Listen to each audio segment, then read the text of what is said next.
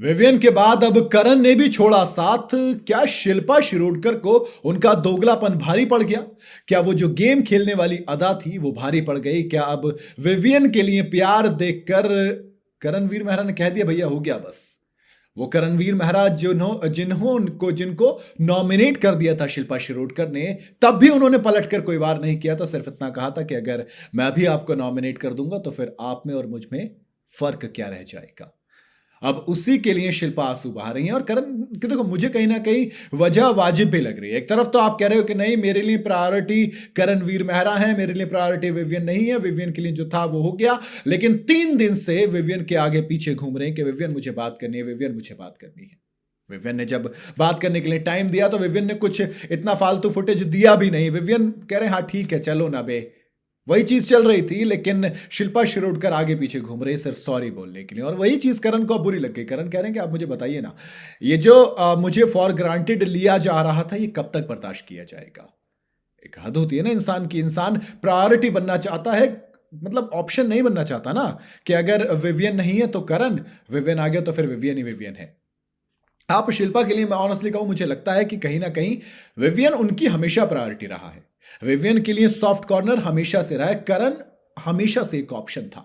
करण हमेशा से second spot पे था। अब करण कितना भी कह ले कि मैं वहां पर हूं नहीं हूं, अब चाहे करण, मैं सिंपल कह रहा हूं, हो सकता है करण इस चीज को इस्तेमाल कर रहा हो अपनी सिंपैथी के लिए, अपने वोट्स के लिए, या फिर यूं कहूं कि अपने गेम प्ले के लिए, या फिर आगे चलकर शिल्पा खुलकर करणवीर मेहरा को सपोर्ट करेंगी उस चीज के लिए। लेकिन मैं पूरी तरीके से गलत नहीं कहूंगा, क्योंकि शिल्पा शिरोडकर में ये चीज बहुत ज्यादा नजर आती थी कि वो बड़े ही तरीके से इस्तेमाल करती थी।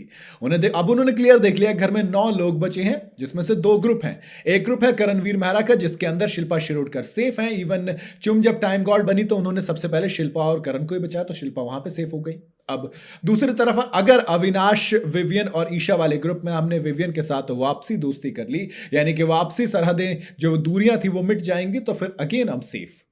तो कहीं ना कहीं ये जो गेमर और प्लेयर वाली चीज है वो शिल्पा शिरोडकर को भारी तो नहीं पड़ गई।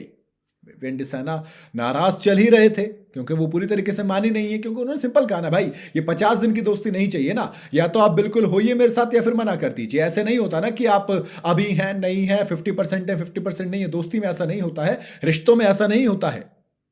लेकिन अब वही चीज उस टाइम तक तो नहीं बोली थी। करणवीर मेहरा नॉर्मल चल रहे थे क्योंकि करण को लगा ठीक है यार सुधर गए होंगे अब तो। लेकिन फिर वही चीज हो रही थी। 3 दिन से अब सॉरी सॉरी का पिटारा लेकर विवियन के पीछे घूम रहे थे। और विवियन के पीछे काफी ज्यादा कोशिश तो शिल्पा शिरोडकर कर रही थी वापस बनाने की बात, लेकिन शायद ये चीज उल्टी पड़ गई है। हालांकि वो बाद में रोती हुई नजर आई हैं, काफी ज्यादा अपसेट हैं कि करण ने भी मुझे नहीं समझा, करण ने भी मुझे दोगला समझा। बट कहीं ना कहीं आपने वो हरकत की है।